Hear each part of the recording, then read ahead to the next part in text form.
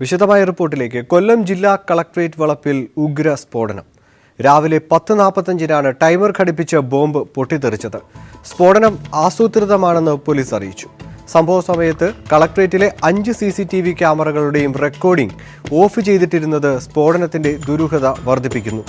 സംഭവത്തെക്കുറിച്ച് പോലീസ് വിശദമായ അന്വേഷണം ആരംഭിച്ചു. രാവിലെ 10:45-ഓടെയാണ് കൊല്ലം കളക്ടറേറ്റ് വളപ്പിൽ ഉഗ്രസ്ഫോടനമുണ്ടായത്. പാർക്ക് ചെയ്തിരുന്ന സർക്കാർ ജീപ്പിലാണ് സ്ഫോടനം നടന്നത്. സംഭവ സമയത്ത് നിരവധി പേർ സ്ഥലത്തുണ്ടായിരുന്നു. സ്ഫോടനത്തിൽ മുൻസിഫ് കോടതിയുടെ വരാന്തയിലുണ്ടായിരുന്ന കുണ്ടറ സ്വദേശി സാബുവിന്റെ മൂക്കിന് സാരമായ പരിക്കേറ്റു. വാതിലിൽ തന്നെ നിൽക്കുമായിരുന്നു. ഭയങ്കരമായ ഒരു എക്സ്പ്ലോഷൻ കേട്ടു, ഭയങ്കര ഒരു സൗണ്ട് കേട്ടു. അപ്പോൾ എന്തോ വന്നെ അടിയടിച്ചപ്പോൾ അവിടെ പിടിച്ചോണ്ടവിടെ എന്നിട്ട് എണീറ്റപ്പം ബ്ലഡ് ഭയങ്കരമായ. ഉടനടി ബോംബ് സ്ക്വാഡും ഡോഗ് സ്ക്വാഡും ഫയർഫോഴ്സും സംഭവസ്ഥലത്തെത്തി പരിശോധന നടത്തി. കോടതി പരിസരത്തു നിന്നും ബാറ്ററിയും വെടിമരുന്നും സ്റ്റീൽ ഷീലുകളും ബോംബ് സൂക്ഷിച്ച ബാഗും പോലീസ് കണ്ടെത്തി. ടൈമർ വെച്ച ബോംബാണ് പൊട്ടിത്തെറിച്ചതെന്ന് കരുതുന്നതായി IG മനോജ് എബ്രഹാം പറഞ്ഞു. ബോംബ് തന്നെ ഒരു ID എന്ന് പറയുന്ന ഒരു ഇംപ്രവൈസ്ഡ് എക്സ്പ്ലോസീവ് ഡിവൈസ് എന്ന് പറഞ്ഞ ഒരു കാര്യം തന്നെയാണ് നമ്മൾ കാണുന്നത്. ഒരു കുറച്ച് ഇലക്ട്രോണിക്സും ഉണ്ട്, അതിൻ്റെ ഭാഗം കിട്ടിയിട്ടുണ്ട്. അതിൻ്റെ അകത്ത് ലോ എക്സ്പ്ലോസീവ് ബ്ലാസ്റ്റ് ആയിട്ടാണ് കാണുന്നത്, ഹൈ എക്സ്പ്ലോസീവ് അല്ല. ഒരു അതിൻ്റെ അകത്ത് സ്പ്ലിൻറ്റേഴ്സ് ഒന്നും ഇല്ല, അതുകൊണ്ട് വലിയൊരു ഡാമേജ് ചെയ്യാനല്ല. പക്ഷേ സൗണ്ടും ഉണ്ട്, അതിൻ്റെ മെക്കാനിസം എല്ലാം കറക്റ്റായിട്ടുണ്ട്. അപ്പോൾ അത് എന്തോ അതിൻ്റെ പർപ്പസിനും മറ്റേന്നും നമ്മൾ അന്വേഷിച്ചുകൊണ്ടിരിക്കുന്നുണ്ട്. അതിൻ്റെ ബാക്കി ഭാഗങ്ങളെല്ലാം, ബോംബിൻ്റെ ഭാഗങ്ങളെല്ലാം കിട്ടിയിട്ടുണ്ട്.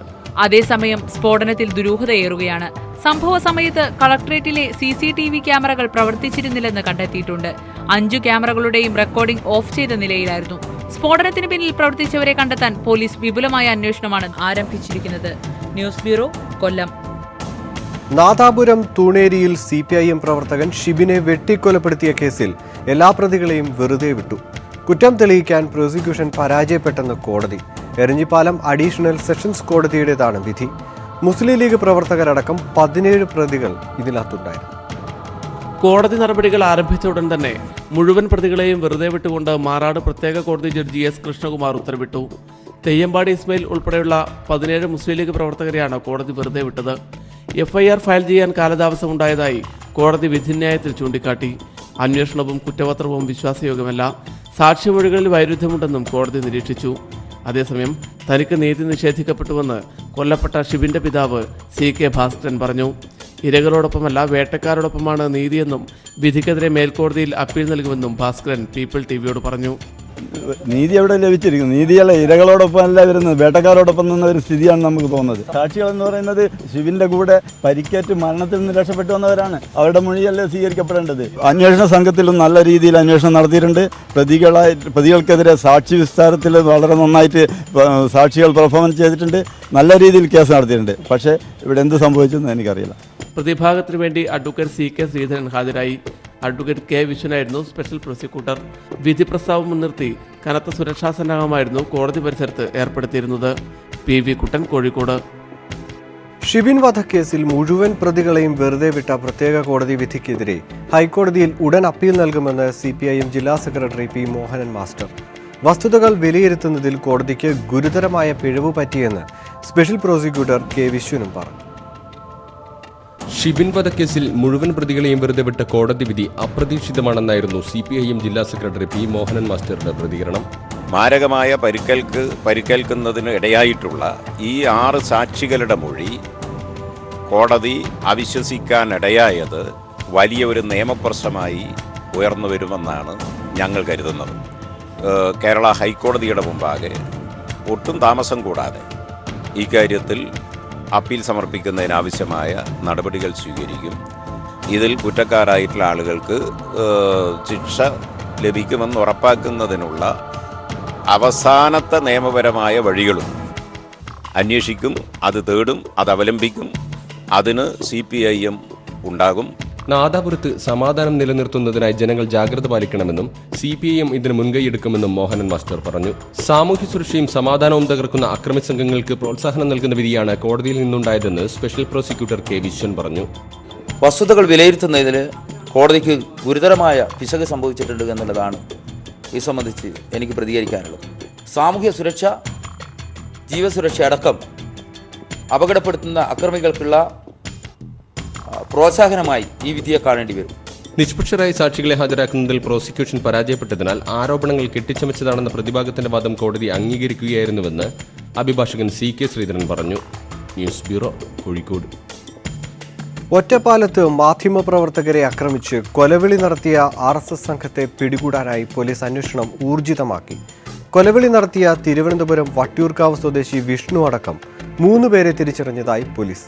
വധശ്രമം അടക്കമുള്ള വകുപ്പുകൾ ചേർത്താണ് ഇവർക്കെതിരെ ഒറ്റപ്പാലം പോലീസ് കേസെടുത്തത്. ഒറ്റപ്പാലത്ത് മാധ്യമപ്രവർത്തകർക്കെതിരെ കൊലവിളി നടത്തിയ RSS പ്രവർത്തകനെ തിരിച്ചറിഞ്ഞു. തിരുവനന്തപുരം ജില്ലയിലെ പ്രധാന RSS പ്രവർത്തകനായ വട്ടിയൂർക്കാവ് സ്വദേശി വിഷ്ണുവിനെയാണ് പോലീസ് തിരിച്ചറിഞ്ഞത്. വിഷ്ണു 2 വർഷമായി പാലക്കാട് ജില്ല കേന്ദ്രീകരിച്ചാണ് പ്രവർത്തിക്കുന്നത്. സംഘത്തിലുണ്ടായിരുന്നവർ ചെറുപ്പുളശ്ശേരി നെല്ലായ സ്വദേശികളായ സുബ്രഹ്മണ്യൻ, കൃഷ്ണൻ എന്നിവരാണെന്ന് അന്വേഷണ സംഘത്തിന് വിവരം ലഭിച്ചു. ആക്രമണത്തിനിരയായ മാധ്യമപ്രവർത്തകരുടെ മൊഴിയുടെ അടിസ്ഥാനത്തിൽ നിലവിൽ 3 പേർക്കെതിരെയാണ് ഒറ്റപ്പാലം പോലീസ് വധശ്രമമടക്കമുള്ള വകുപ്പുകൾ ചേർത്ത് കേസെടുത്തിരിക്കുന്നത്. വധഭീഷണി മുഴക്കിയ വിഷ്ണുവിനോടൊപ്പം ബൈക്കിൽ രക്ഷപ്പെട്ടയാളെ തിരിച്ചറിഞ്ഞിട്ടില്ല. അക്രമികൾക്കായുള്ള അന്വേഷണം ഊർജിതമാക്കിയതായി ഒറ്റപ്പാലം പോലീസ് അറിയിച്ചു. സംഭവം നടന്നയുടൻ വിഷ്ണുവും കൂട്ടാളികളും ബൈക്കിൽ തന്നെ രക്ഷപ്പെട്ടതായാണ് സൂചന. ചെർപ്പുളശ്ശേരി സ്വദേശികളായ സുബ്രഹ്മണ്യൻ, കൃഷ്ണൻ എന്നിവരെക്കുറിച്ച് പോലീസിന് കൃത്യമായ വിവരം ലഭിച്ചിട്ടുണ്ട്. ഒറ്റപ്പാലം SI R രബീഷിന്റെ നേതൃത്വത്തിലാണ് അന്വേഷണം നടക്കുന്നത്. News bureau, Palakkad. ഒറ്റപ്പാലം ആക്രമണത്തിന് നേതൃത്വം നൽകിയ RSS നേതാവ് വിഷ്ണുവിനെക്കുറിച്ചുള്ള കൂടുതൽ വിവരങ്ങൾ പോലീസിന് ലഭിച്ചു. ഞാറക്കലിൽ പോലീസിനെ ആക്രമിച്ച കേസിൽ പ്രതിയായ ഇയാൾക്കെതിരെ സ്വദേശമായ വട്ടിയൂർക്കാവിലും കേസുകളുണ്ടെന്ന് അന്വേഷണ സംഘം. അതേസമയം അക്രമികളെ തള്ളിപ്പറയാതെ സംഭവത്തിൽ ഖേദം പ്രകടിപ്പിച്ച് BJP പാലക്കാട് ജില്ലാ നേതൃത്വം രംഗത്തു വന്നു. ഒറ്റപ്പാലം കോടതി വളപ്പിൽ മാധ്യമപ്രവർത്തകരെ മർദ്ദിക്കുകയും കൊലവിളി നടത്തുകയും ചെയ്ത RSS നേതാവ് വിഷ്ണുവിനെ കേന്ദ്രീകരിച്ചാണ് അന്വേഷണം നടക്കുന്നത്. തിരുവനന്തപുരം, എറണാകുളം ജില്ലകളിൽ വിഷ്ണുവിനായി അന്വേഷണം നടക്കുകയാണ്. വിഷ്ണുവിനൊപ്പം ബൈക്കിൽ രക്ഷപ്പെട്ടത് പട്ടാമ്പി-ഒല്ലൂർ സ്വദേശികളായ മോനുവാണെന്നും പോലീസിന് വിവരം ലഭിച്ചു. ചെർപ്പുളശ്ശേരി നെല്ലായ സ്വദേശികളായ സുബ്രഹ്മണ്യൻ, കൃഷ്ണൻ എന്നിവരെയും പോലീസ് തിരയുന്നുണ്ട്. അക്രമത്തിനിരയായ മാധ്യമപ്രവർത്തകരുടെ മൊഴിയുടെ അടിസ്ഥാനത്തിൽ നിലവിൽ 3 പേർക്കെതിരെയാണ് ഒറ്റപ്പാലം പോലീസ് വധശ്രമമടക്കമുള്ള വകുപ്പുകൾ ചേർത്ത് കേസെടുത്തിരിക്കുന്നത്. അക്രമത്തിൽ ഖേദപ്രകടനവുമായി രംഗത്തുവന്ന പാലക്കാട് ജില്ലാ BJP നേതൃത്വം കൊലവിളി നടത്തിയവരെ തള്ളിപ്പറയാൻ തയ്യാറായില്ല. നെല്ലായ കേസിലെ പ്രതികളായ RSS പ്രവർത്തകരുടെ ബന്ധുക്കളും സുഹൃത്തുക്കളുമാണ് കോടതി വളപ്പിലുണ്ടായിരുന്നതെന്ന് ജില്ലാ പ്രസിഡന്റ് കൃഷ്ണദാസ് പറഞ്ഞു. മൊബൈലിൽ പിക്ചർ എന്തുകൊണ്ട് നിങ്ങൾ എടുക്കുന്നു എന്ന് അവിടെ കൂടിയ ഈ പ്രതികളുടെ ബന്ധുക്കൾ, സുഹൃത്തുക്കൾ എന്നിവർ ചോദിച്ചിട്ടുണ്ട്. പക്ഷെ അതിനിടയിൽ പിന്നീട് നടന്ന സംഭവങ്ങൾ നമ്മളെല്ലാവരും വിവിധ ചാനലിൽ കണ്ട സംഭവങ്ങൾ വളരെ ദൗർഭാഗ്യകരമാണ് ആ സംഭവം നടന്നത്. മർദ്ദനമേറ്റ മാധ്യമപ്രവർത്തകരെ രാഷ്ട്രീയമായി വേർതിരിച്ചു കാണാനുള്ള ശ്രമവും ഇവർ നടത്തി. അക്രമത്തിലും BJP നിലപാടിലും KUWJ ജില്ലാ കമ്മിറ്റി പ്രതിഷേധം രേഖപ്പെടുത്തി. കേസുമായി മുന്നോട്ടു പോകാനും പ്രതിഷേധ യോഗം തീരുമാനിച്ചു. News bureau, Palakkad. ഒറ്റപ്പാലത്തെ RSS ആക്രമണത്തിനെതിരെ മാധ്യമപ്രവർത്തകർ തലസ്ഥാനത്ത് പ്രതിഷേധ പ്രകടനം നടത്തി. അക്രമം തുടർന്നാൽ സ്വയം പ്രതിരോധത്തിന് മാധ്യമപ്രവർത്തകർക്ക് മറ്റു വഴികൾ സ്വീകരിക്കേണ്ടി വരുമെന്ന് KUWJ general secretary C Narayanan പറഞ്ഞു.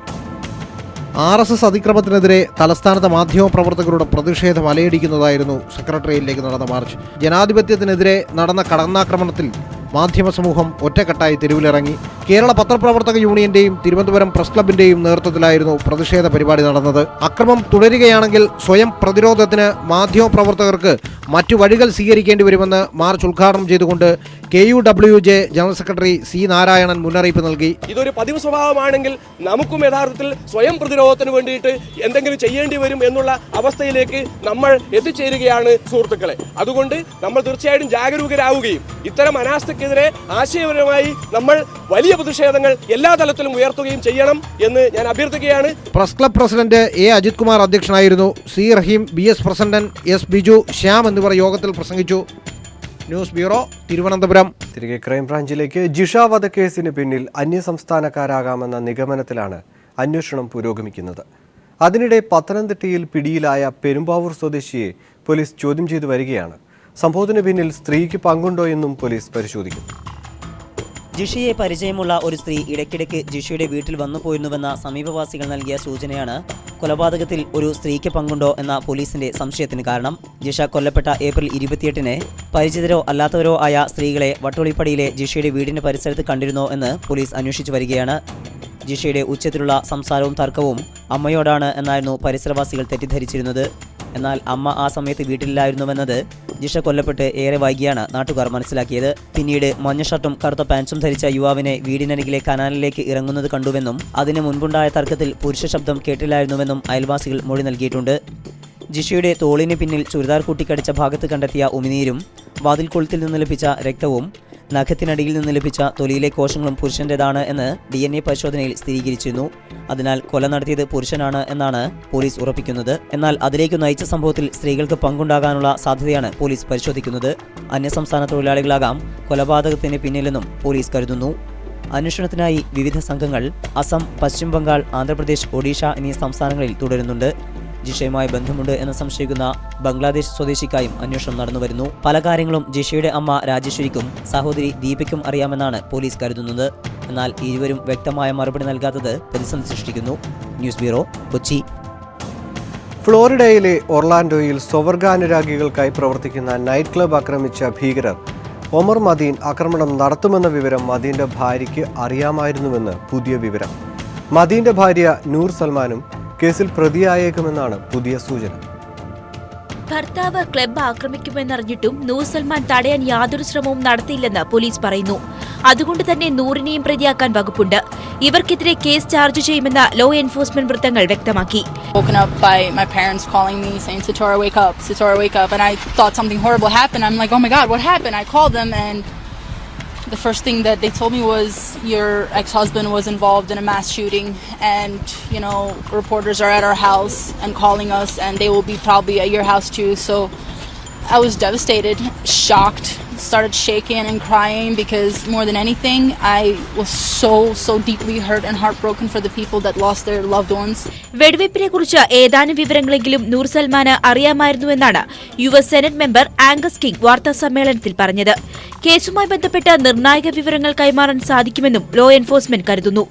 In the beginning he was a normal being that cared about family, loved to joke, loved to have fun, but then a few months after we were married I saw his instability and I saw that he was bipolar and he would get mad out of nowhere. That's when I started worrying about my safety, and then after a few months he started abusing me physically very often and not allowing me to speak to my family, keeping me hostage from them. And I tried to see the good in him even then, but my family was very tuned into what I was going through and decided to visit me and rescue me out of that situation. ഫ്ലോറിഡയിലെ സ്വവർഗാനുരാഗികളുടെ നിശാ ക്ലബിൽ കഴിഞ്ഞ ദിവസമുണ്ടായ വെടിവയ്പിൽ 50 പേരാണ് കൊല്ലപ്പെട്ടത്. ആധുനിക അമേരിക്കയിൽ report ചെയ്തിട്ടുള്ളതിൽ വെച്ച് ഏറ്റവും വലിയ ആക്രമണമായിരുന്നു ഇത്. അക്രമത്തിന് തൊട്ടുമുൻപ് തോക്കുധാരിയായ ഒമർ മദീൻ ഇസ്ലാമിക് സ്റ്റേറ്റിനോട് കൂറ് പ്രഖ്യാപിച്ചിരുന്നു. എന്നാൽ അന്വേഷണത്തിൽ പ്രതിക്ക് ഇസ്ലാമിക് സ്റ്റേറ്റ് ഭീകര സംഘടനയുമായുള്ള ബന്ധം കണ്ടെത്താനായിട്ടില്ല. ഇക്കാര്യം ഒബാമയും സ്ഥിരീകരിച്ചിരുന്നു. News desk. അതേസമയം ഒർലാൻഡോയിലെ കൊലയാളി ഒമർ മദീനെ അഭിനന്ദിച്ച് ISന്റെ വീഡിയോ. ജെയിംസ് ബോണ്ട് സ്റ്റൈലിലുള്ള വീഡിയോയിൽ ഒമർ ISന്റെ സിംഹമാണെന്നും പരാമർശിച്ചു. ഒർലാൻഡോയിൽ സ്വവർഗാനുരാഗികൾക്കായുള്ള നൈറ്റ് ക്ലബിൽ 50 പേരെ വെടിവെച്ചു കൊന്ന ഒമർ മദീനെ പ്രശംസിച്ചും അഭിനന്ദിച്ചും കൂട്ടക്കൊലയുടെ ഉത്തരവാദിത്തം ഏറ്റെടുത്തും ISന്റെ വീഡിയോ. ജെയിംസ് ബോണ്ട് ചിത്രത്തെ അനുസ്മരിപ്പിക്കുന്ന തരത്തിൽ ഒരു തോക്കിൽ നിന്ന് വെടിപൊട്ടുന്നതിന്റെ ആനിമേഷനോടുകൂടിയാണ് വീഡിയോ തുടങ്ങുന്നത്.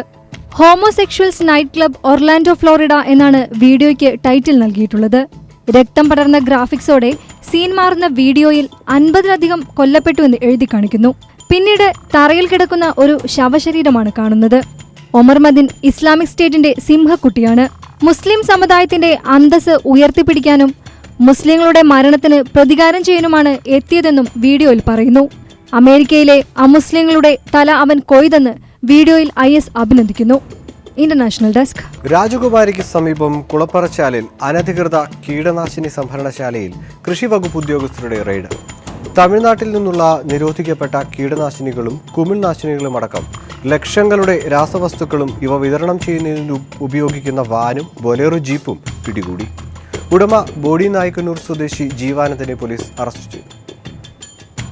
നിരോധിക്കപ്പെട്ട മാരക കീടനാശിനികൾ വൻതോതിൽ തമിഴ്നാട്ടിൽ നിന്നും ബോഡിമഡ് ചെക്ക് പോസ്റ്റ് വഴി കേരളത്തിലെത്തിച്ച കുളപ്പാറച്ചാലിലെ ഗോഡൌണിൽ സൂക്ഷിക്കുകയും ഹൈറേഞ്ചിലെ വിവിധ പട്ടണങ്ങളിൽ അനധികൃതമായി വിൽക്കുകയും ചെയ്യുന്നുവെന്ന രഹസ്യ വിവരത്തെ തുടർന്ന് നെടുങ്കണ്ടം കൃഷി വകുപ്പ് അസിസ്റ്റന്റ് ഡയറക്ടർ പ്രിൻസ് മാത്യു, രാജകുമാരി കൃഷി ഓഫീസർ ബെസ്റ്റി മെറീന ജോൺ എന്നിവരുടെ നേതൃത്വത്തിൽ നടത്തിയ പരിശോധനയിലാണ് വൻ ശേഖരം കണ്ടെത്തിയത്.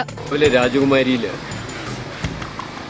നമുക്ക് കിട്ടിയ ഇൻഫർമേഷൻ പ്രകാരം ഒരു റെയ്ഡ് നടത്തുകയും വളരെ നിർഭാഗ്യകരമെന്ന് പറയട്ടെ, ഇവിടുത്തെ കാർഷിക മേഖലയ്ക്ക് മലീമസമാക്കുന്ന രീതിയിലുള്ള പ്രവർത്തനമാണ് ഇവിടെ നടന്നത്. നമ്മുടെ അതിർത്തി ചെക്ക് പോസ്റ്റ് കടന്ന് ബാൻഡ് അല്ലെങ്കിൽ നിരോധിത കീടനാശിനികൾ അമിതമായിട്ടൊഴുകുന്നു എന്നുള്ളത് നമ്മുടെ ഈ കാർഷിക മേഖലയ്ക്ക് വളരെ വേദനാജനകമായിട്ടുള്ള കാര്യം. അത് എന്ത് വില കൊടുത്തും അത് തടയണം എന്നുള്ള കൃഷി വകുപ്പിൻ്റെ ജില്ലാതലത്തിലുള്ള നിർദ്ദേശപ്രകാരം ഇന്ന് ഈ റെയ്ഡ് സംഘടിപ്പിക്കുകയും വലിയൊരു കൺസൈൻമെൻറ്റ് 2 വണ്ടിയാണ് നിങ്ങളിവിടെ കാണുന്നത് പോലെ 2 വണ്ടി നിറച്ച് സാധനങ്ങളാണ് ഇവിടെ. ഫോറേറ്റ്, കാർബോഫുറാൻ അങ്ങനെയുള്ള മാരകമായിട്ടുള്ള കീടനാശിനികളാണ് വന്നിരിക്കുന്നത്. അപ്പം അത് എന്തൊക്കെയാണെന്നുള്ള ലിസ്റ്റ് ഇപ്പം വലിയൊരു കൺസൈൻമെന്റ് ആണ്. നമുക്ക് ശരിക്കും അസസ് ചെയ്തെടുക്കണമെങ്കിൽ തന്നെ കുറച്ചുകൂടി സമയമെടുക്കും. ഫുറിഡാൻ, ഫോറേറ്റ്, മോണോഫോട്ടേക്, ട്രയഫോസിസ്, പൊട്ടാസ്യം ഫോസ്ഫേറ്റ് തുടങ്ങിയവയാണ് ഗോഡൌണിൽ നിന്നും വാനിൽ നിന്നുമായി പിടിച്ചെടുത്തത്. ഇവയ്ക്ക് 2 ലക്ഷത്തിലധികം രൂപ വില വരുമെന്ന് കണക്കാക്കിയിട്ടുണ്ട്. വർഷങ്ങളായി നടത്തിക്കൊണ്ടിരിക്കുന്ന അനധികൃത വിതരണത്തിലൂടെ കോടികളുടെ ഇടപാട് നടന്നിട്ടുള്ളതായാണ് വിവരം. ചെക്ക് പോസ്റ്റ് വഴി കടത്തിക്കൊണ്ടുവന്ന സാധനങ്ങൾ വാനിൽ നിന്നും ഇറക്കി ഗോഡൌണിലേക്കും കടകളിൽ വിതരണത്തിനായി മറ്റ് ബൊലേറകളിലേക്കും കയറ്റുന്നതിനിടെയായിരുന്നു റെയ്ഡ്. കൃഷിവകുപ്പ് ഉദ്യോഗസ്ഥർ അറിയിച്ചതിനെ തുടർന്ന് രാജാക്കാട് പോലീസ് സ്ഥലത്തെത്തി വിതരണക്കാരെ അറസ്റ്റ് ചെയ്യുകയും വാഹനങ്ങൾ കസ്റ്റഡിയിലെടുക്കുകയുമായിരുന്നു. മുൻപും നിരോധിത കീടനാശിനികൾ വിതരണം ചെയ്തതിന് ഇയാൾ പിടിയിലായിട്ടുണ്ട്. ശാന്തൻപാറ, രാജകുമാരി, സേനാപതി, ഉടുമ്പൻചോല, രാജാക്കാട്, ബൈസൺവാലി തുടങ്ങിയ സമീപ പഞ്ചായത്തുകളിലെ വളം കീടനാശിനി കടകൾക്കാണ് മരുന്ന് വിതരണം ചെയ്തുകൊണ്ടിരുന്നത്. ഈ കടകളിലും സംഘം പരിശോധന നടത്തി. വാടകയ്ക്കെടുത്തിരിക്കുന്ന ഗോഡൌണിൽ നിന്നും നിരോധിത മരുന്നുകൾക്ക് പുറമെ കാലാവധി കഴിഞ്ഞവയും കണ്ടെത്തിയിട്ടുണ്ട്. News desk. കൊല്ലത്തെ നന്മ സ്റ്റോറുകളുടെ അറ്റകുറ്റപ്പണികളിൽ ക്രമക്കേട് കണ്ടെത്തിയതിനെ തുടർന്ന് 3 പേരെ പ്രതികളാക്കി വിജിലൻസ് കൊല്ലം യൂണിറ്റ് FIR രജിസ്റ്റർ ചെയ്തു. തിരുവനന്തപുരം വിജിലൻസ് കോടതിയിൽ റിപ്പോർട്ട് സമർപ്പിക്കുകയും ചെയ്തു. പത്തനാപുരം നന്മ സ്റ്റോറിൽ സിവിൽ വർക്കിൽ 36,000 രൂപയുടെ ക്രമക്കേടാണ് കണ്ടെത്തിയത്. Consumer fed special project senior manager Anilkumar, completion certificate വിഭാഗം മാനേജർ ഷാജി, കരാറുകാരനായ വിപിൻ എന്നിവരെ പ്രതി ചേർത്താണ് വിജിലൻസ് FIR രജിസ്റ്റർ ചെയ്ത് തിരുവനന്തപുരം വിജിലൻസ് കോടതിയിൽ റിപ്പോർട്ട് സമർപ്പിച്ചത്. 2013 കൊല്ലം ജില്ലയിൽ 196 നന്മ സ്റ്റോറുകളിൽ പെയിന്റ് ചെയ്യുന്നതിനും വൈദ്യുതീകരിക്കുന്നതിനും നൽകിയ കരാറിലാണ് ക്രമക്കേട് കണ്ടെത്തിയത്. പത്തനാപുരം മാലൂരിൽ നന്മ യൂണിറ്റിൽ വിജിലൻസ് നടത്തിയ ത്വരിത പരിശോധനയിൽ മാറിയ ബിൽതുകയ്ക്ക് അനുസൃതമായ കരാർ പണി നടത്തിയിട്ടില്ലെന്ന് കണ്ടെത്തിയതിനെ തുടർന്നാണ് 36,000 രൂപയുടെ ക്രമക്കേട് ആരോപിച്ച് വിജിലൻസ് കൊല്ലം DYSP GG തിരുവനന്തപുരം വിജിലൻസ് കോടതിയിൽ FIR രജിസ്റ്റർ ചെയ്ത് റിപ്പോർട്ട് സമർപ്പിച്ചത്. ക്രമക്കേടിന് ഒത്താശ ചെയ്ത Ernakulam special project senior manager Anilkumar, bill മാറാൻ കംപ്ലീഷൻ സർട്ടിഫിക്കറ്റ് നൽകിയ മാനേജർ ഷാജി, കരാർ ഏറ്റെടുത്ത പിനാക്കിൾ എന്ന സ്ഥാപനത്തിന്റെ ഉടമ ബിവിനെയും 1, 2, 3 പ്രതികളാക്കിയത്. പത്തനാപുരത്തെ സ്ഥാപനത്തിന് സമാനമായ ക്രമക്കേട് ബാക്കി 195 നന്മ യൂണിറ്റുകളും ഉണ്ടോ എന്ന് വിജിലൻസ് പരിശോധിക്കും. അന്വേഷണം മുകൾ തട്ടിലേക്കും വ്യാപിപ്പിക്കാനാണ് വിജിലൻസിന്റെ നീക്കം. കൺസ്യൂമർ ഫെഡ് MD ആയിരിക്കെ ടോമിൻ തച്ചങ്കരി അഴിമതി കണ്ടെത്താൻ നിയോഗിച്ച സമിതി നൽകിയ റിപ്പോർട്ടിനെ തുടർന്നാണ് കേസ് വിജിലൻസിന് കൈമാറിയത്. രാജ്കുമാർ, ന്യൂസ് ബ്യൂറോ, കൊല്ലം. UDF സർക്കാരിന്റെ അവസാന മന്ത്രിസഭാ യോഗങ്ങളിലുണ്ടായ ഭൂമി നികത്തൽ ഉത്തരവുകളിൽ ഗുരുതര ക്രമക്കേടെന്ന് മന്ത്രിസഭാ ഉപസമിതിയുടെ കണ്ടെത്തൽ. ഹോപ്പ്, മെത്രാൻ കായൽ വിഷയങ്ങളിൽ ക്രമക്കേട് നടന്നിട്ടുണ്ടെന്നും ഉപസമിതിക്ക് ബോധ്യപ്പെട്ടു. റവന്യൂ വകുപ്പുമായി ബന്ധപ്പെട്ട് 127 ഫയലുകളാണ് സമിതി പരിശോധിച്ചത്. ഈ റിപ്പോർട്ടോടുകൂടി ഇന്നത്തെ ക്രൈംബ്രാഞ്ച് പൂർണ്ണമാകുന്നു. കഴിഞ്ഞ മന്ത്രിസഭയുടെ അവസാന 4 യോഗങ്ങളിലെ തീരുമാനങ്ങളാണ് AK ബാലൻ കൺവീനറായ ഉപസമിതി പരിശോധിക്കുന്നത്. റവന്യൂ വകുപ്പുമായി ബന്ധപ്പെട്ട തീരുമാനങ്ങളിൽ ഗുരുതര ക്രമക്കേടുണ്ടെന്നാണ് സമിതി പ്രാഥമികമായി കണ്ടെത്തിയത്. റവന്യൂ വകുപ്പിലെ 127 ഫയലുകൾ പരിശോധിച്ചതിലാണ് ഞെട്ടിപ്പിക്കുന്ന ക്രമക്കേടുകൾ ഉപസമിതിക്ക് ബോധ്യപ്പെട്ടത്. മെത്രാൻ കായലിൽ 407 ഏക്കർ നിലനികത്തുന്നതിനുള്ള അനുമതി, കരുണ പ്ലാന്റേഷൻസിൽ നിന്ന് നികുതി സ്വീകരിക്കാനുള്ള തീരുമാനം, ഹോപ്പ് പ്ലാന്റേഷന് ഭൂപരിധി ഇളവ് നൽകിയത്, വൈക്കത്ത് ചെമ്പിലും പുത്തൻവേലിക്കരയിൽ സന്തോഷ് മാധവന്റെ കമ്പനിക്കും നിലനികത്താൻ നൽകിയ അനുമതി തുടങ്ങിയ തീരുമാനങ്ങളിലെല്ലാം ക്രമക്കേടുണ്ടെന്നാണ് കണ്ടെത്തൽ. സമിതി കണ്ടെത്തിയ ക്രമക്കേടുകൾ നിയമ സെക്രട്ടറി വിശദ പരിശോധന നടത്തും. മറ്റു വകുപ്പുകളുമായി ബന്ധപ്പെട്ട് അജണ്ടയ്ക്ക് പുറത്തെടുത്ത തീരുമാനങ്ങളും ഉപസമിതി പരിശോധിക്കും. News bureau, Thiruvananthapuram.